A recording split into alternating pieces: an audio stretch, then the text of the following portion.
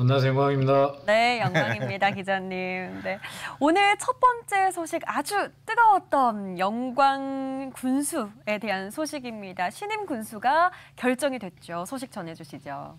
네, 영광군 재선거가 민주당, 혁신당, 진보당 3강 구도로 형성되면서 각 당 이재명, 조국, 김재현 대표가 영광으로 총출동해 뜨거운 대결을 벌였다는 소식 전했었습니다.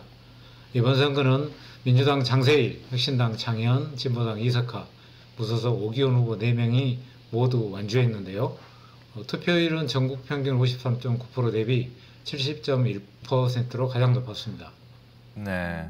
개표 결과 민주당 장세일 12,951표, 진보당 이석하 9,683표, 조국당 장현 8,373표, 무소속 오기훈 512표 순으로 국민들의 선택을 받았습니다. 네. 진보당과 조국 혁신당도 격전을 벌였습니다.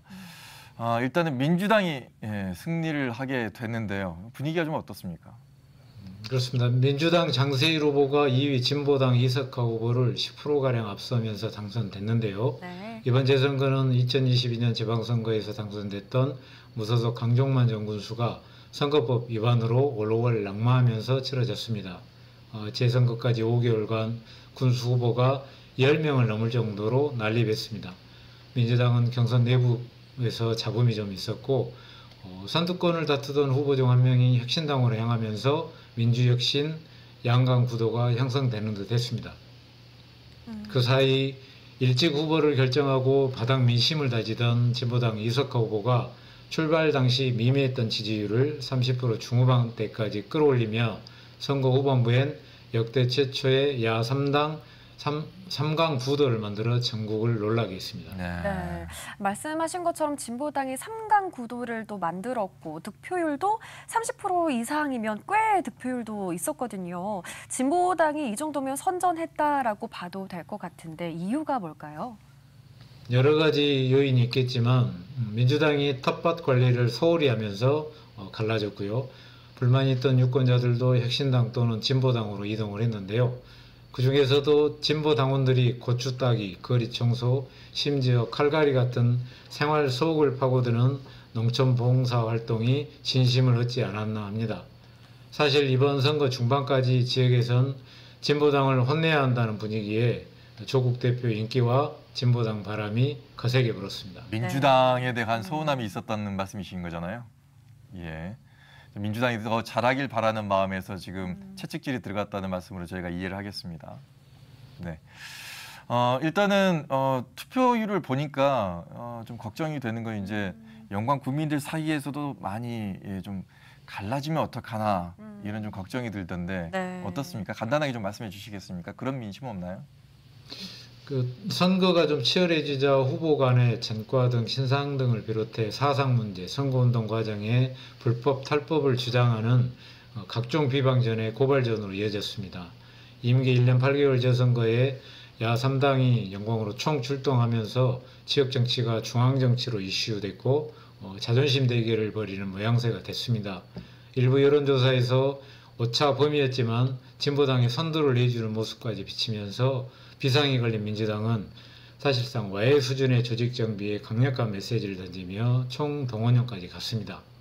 네. 당대표가 지역 재선거에 4번이나 방문한 것도 이례적이고 큰절까지 하면서 이탈한 당심을 다시 끌어모으고 조직력을 되살려가던 민주당에 비해 농촌 민심을 투표장으로 모두 끌어내지 못한 뒷심 부족한 진보당, 조국 바람을 온전히 다 씻지 못한 혁신당 순으로 성적을 낸 것으로 보입니다.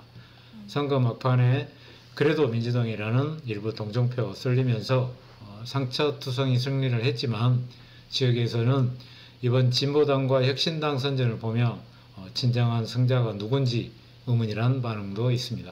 네. 그럴 것 같습니다. 상처투성의 승리라는 말이 정말 딱 맞는 것 같습니다. 진정한 승자가 누구인지 이번 재선거가 시사하는 바가 참 큰 것 같은데요. 네, 선거가 과열되고 중앙 정치권이 개입하면서 정작 군수 후보들은 뒷전으로 밀렸고 공약은 현금성 지원에 쏠렸으며 진영 갈등은 커져 민심은 갈라졌습니다. 물론 수학기에 폭락한 나라값과 재고벼 문제에 정치권이 나서서 재해 인정, 재고벼 유통, 영광쌀과 굴비, 농콩 판매 등을 판매했고 수백억 규모의 지역 현안 예산 지원 약속 같은 실익도 있었습니다. 각 정당 관계자들이 영광에서 벌인 소비 활동은 지역 경제에 잠시나마 활력을 불어넣었고요. 새로운 방식의 선거 문화도 긍정적이었습니다.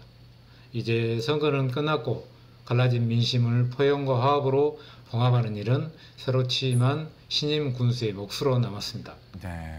지역 정치권이 선거 후 구태를 답습한다면 불과 1년 뒤 다시 준엄한 심판을 받아야 합니다. 맞습니다. 예, 1년밖에 또 남지 않았기 때문에 그 네. 1년 안에 또 군을 잘 이렇게 뭉치게 만들어야 되지 않을까라는 생각이 듭니다. 그렇죠. 궁금합니다. 지금 신임 장세일 군수는 어떤 분인지도 좀 알려주시죠. 네, 영광읍에서 출생한 장세일 군수는 영광군 생활체육회장과 언론인 협회장을 거쳐서 제7대 영광군의원, 제11대 전남도의원 등을 역임했고요. 민주당 기본소득 특별위원회 공동위원장과 정책위원회 상임부의장을 맡기도 했습니다. 군의회와 전남도의회 의원 경력은 다른 후보들에 비해 좀 유일합니다. 네, 행정 경험이 좀 풍부하시고 또 지역 현안에도 밝아서 국민들이 많이 기대를 하고 있다고 들었거든요. 취임식에서도 소통 행정을 강조하셨다고요. 네, 그렇습니다. 지난 17일 영광구청 3층 대회의실에서 제52대 장세일 영광군수 취임식이 열렸는데요. 신임 군수는 취임 일성으로 군민이 영광군의 주인이다고 밝혔습니다. 국민의 대리인으로 국민 여러분과 눈을 맞추고 귀를 기울이며 함께 발걸음을 맞춰 나가겠다는 소통 행정을 강조했습니다. 특히 선거 때 후보들 대부분이 제시해 논란이 됐던 국민 1인당 100만 원 지원 공약은 지역경제 회복을 위해 관련 절차를 거쳐 내년 설날과 추석 두 번 나눠 지역화폐로 지급하겠다고도 강조했습니다. 이외에 태양광 풍력 등 신재생 에너지를 활용한 국민 평생연금시대, 행복하고 건강한 복지영광, 농어민의 안정적 경영, 체험체류 관광산업 등 5대 핵심 정책을 군정 방향으로 제시했습니다. 네. 자, 앞으로 또 기대를 좀 많이 해보도록 하겠습니다. 마지막 소식 전해주시겠어요? 지난 6월 현충일쯤에 1950년 한국전쟁 당시 영광 지역 민간인 희생자가 2만 1천여 명에 이르는데 전국에서 가장 많은데도 신원하기는 6천여 명에 불과해 추가 조사 등 대책 필요성을 전해드렸습니다. 네. 네. 이후에 출신 정관계 인사들이 모여 희생자 추가 조사와 추모 사업 등 대책을 논의했다는 뒷소식도 전했는데요. 기억하시죠? 네, 맞습니다. 오늘 오전 11시 영광읍 우산공원 위령탑에서 폭우가 내리는 와중에도 한국전쟁 민간인 희생자 유족과 국회의원, 군수, 의장 등이 참석한 가운데 14번째 합동 위령제가 엄숙하게 열렸습니다.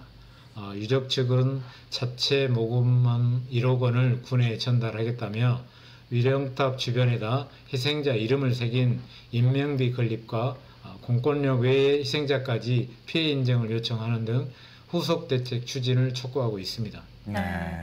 장세일 신임 군수도 참석을 했다면 뭔가 후속 대책을 적극적으로 추진하겠다라는 메시지로 봐도 좋을까요?